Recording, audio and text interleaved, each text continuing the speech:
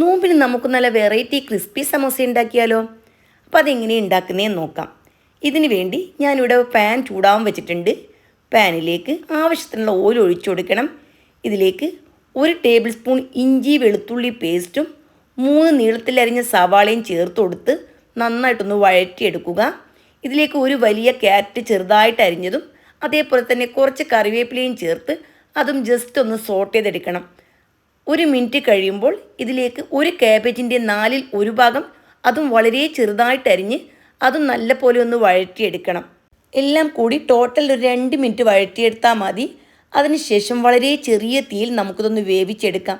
ഒരു 6 മിനിറ്റ് കൊണ്ട് നമുക്കിത് വെന്ത് കിട്ടും. ഇവിടെ നന്നായിട്ട് വെന്ത് വന്നിട്ടുണ്ട്. വീണ്ടും നന്നായിട്ട് തന്നെ ഒന്ന് ഇളക്കിയെടുക്കണം.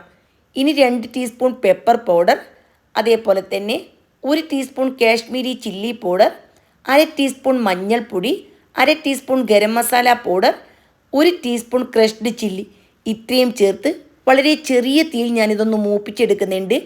ഇനി ആവശ്യത്തിന് ഉപ്പും ചേർത്ത് കരിഞ്ഞു പോകാതെ നമുക്ക് നന്നായിട്ടൊന്ന് ഇത് റോസ്റ്റ് ചെയ്തെടുക്കാം. പിന്നെ ഇതിലേക്ക് വേവിച്ച് വെച്ചിരിക്കുന്ന ഗ്രീൻ പീസ് 1 കപ്പ് ചേർത്ത് കൊടുത്തു. ഇനി അതും കൂടി ചേർത്ത് ഇതിൽ വെള്ളമൊക്കെ ഉണ്ടെങ്കിൽ നന്നായിട്ട് ഡ്രൈ ആവുന്നത് വരെ വഴറ്റിയെടുക്കണം. പിന്നെ ഞാനിതിലേക്ക് 300 ഗ്രാം ബീഫ് ഉണ്ടല്ലോ, ഉപ്പും മഞ്ഞളും ചേർത്ത് വേവിച്ച് മിക്സിയിലൊന്ന് ക്രഷ് ചെയ്ത് ഇട്ട് കൊടുത്തു. ബീഫിന് പകരമായിട്ട് നിങ്ങൾക്ക് വേണമെങ്കിൽ ചിക്കൻ ചേർത്തും ഈ റെസിപ്പി ഉണ്ടാക്കാം. ഇനി നന്നായിട്ട് ഡ്രൈ ആക്കി എടുക്കണം.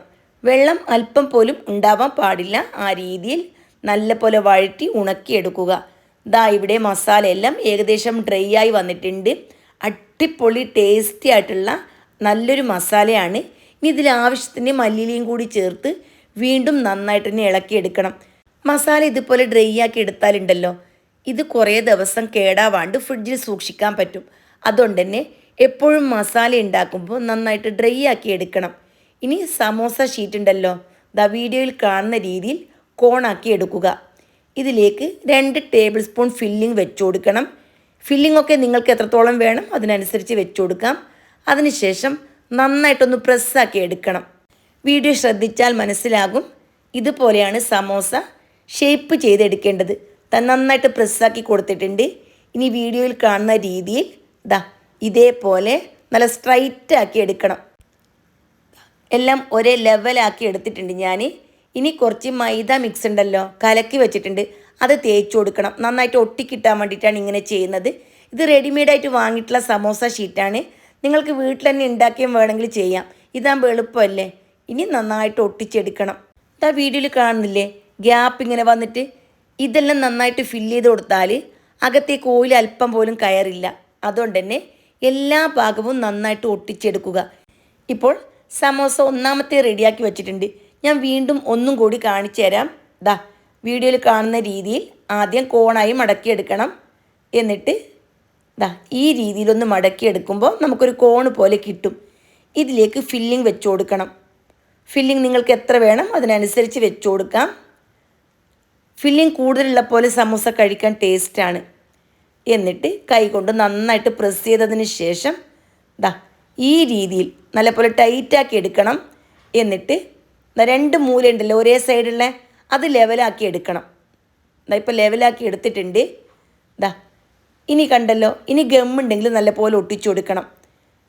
നല്ല കട്ടിക്ക് തന്നെ മൈദ മാവ് കുറച്ച് വെള്ളം ഒഴിച്ചിട്ട് കലക്കിയെടുത്താൽ മതി. എന്നിട്ട് ഈ മൂലയും കറക്റ്റാക്കി എടുക്കണം. ഇനി നമുക്ക് ബാക്കിയുള്ളതും ക്ലോസ് ചെയ്തെടുക്കാം. വളരെ സിമ്പിളാണ്. വീഡിയോ ശ്രദ്ധിച്ചാൽ പെട്ടെന്ന് മനസ്സിലാകും. ഞാൻ പറയുമ്പോൾ ചിലപ്പോൾ നിങ്ങൾക്കത് മനസ്സിലായെന്ന് വരില്ല. വീഡിയോ കണ്ടാൽ കറക്റ്റാവും. എന്നിട്ട് ഈ ഒരു ഭാഗവും മടക്കിയെടുക്കുക. ഇത്രയേ ഉള്ളൂ. വളരെ സിമ്പിളാണ്. ഇനി നമുക്കിതെല്ലാം റെഡിയാക്കി വെക്കാം. അപ്പോൾ ഞാൻ കുറച്ച് അധികം സമോസ ഉണ്ടാക്കുന്നുണ്ട്. നോമ്പിന് കുറേ ദിവസം സൂക്ഷിക്കാമെന്ന് വിചാരിച്ചിട്ട്. എന്നിട്ട് ഞാൻ ഫ്രീസറിലാണ് ഇതെല്ലാം സൂക്ഷിച്ച് വെക്കുന്നത്. ആവശ്യത്തിനുള്ള മാത്രം ഇപ്പോൾ ഫ്രൈ ചെയ്ത് കാണിക്കും. ബാക്കിയുള്ളതെല്ലാം കണ്ടെയ്നറിൽ വെച്ചിട്ട് ഫ്രീസറിൽ വെക്കും.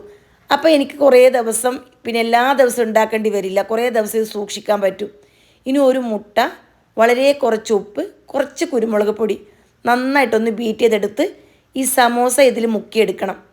പിന്നെ ഇത് കോട്ട് ചെയ്യാൻ വേണ്ടിയിട്ട് കുറച്ച് ബ്രെഡിൻ്റെ പൊടി വേണം. ഞാനിവിടെ ഒരു 3 പീസ് ബ്രെഡ് എടുത്തിട്ട് ഒന്ന് തരിയോട് കൂടി പൊടിച്ചെടുക്കുന്നുണ്ട്. നൈസ് പൗഡറായിട്ട് പൊടിച്ചെടുക്കണ്ട. അങ്ങനെയാകുമ്പോൾ സമോസ കാണാൻ ഭംഗി ഉണ്ടാവില്ല. എന്നിട്ട് മുട്ട മിക്സിൽ മുക്കിയതിന് ശേഷം ബ്രെഡ് ക്രംസിൽ നന്നായിട്ട് പൊതിഞ്ഞെടുക്കണം. ഇതിൻ്റെ ആവശ്യമൊന്നുമില്ല. ഡയറക്റ്റ് എണ്ണയിലേക്ക് സമോസ ഇട്ട് കൊടുത്താൽ മതി. കുറച്ചും കൂടി ടേസ്റ്റിയും കാണാൻ ഭംഗിയൊക്കെ ആവാൻ വേണ്ടിയിട്ടാണ് ഞാൻ ഇങ്ങനെ ചെയ്തെടുത്തത്. അപ്പോൾ ഇതിൻ്റെ യാതൊരു ആവശ്യമില്ല. പിന്നെ വെറൈറ്റി കഴിക്കാനാണല്ലോ എല്ലാവർക്കും താല്പര്യം.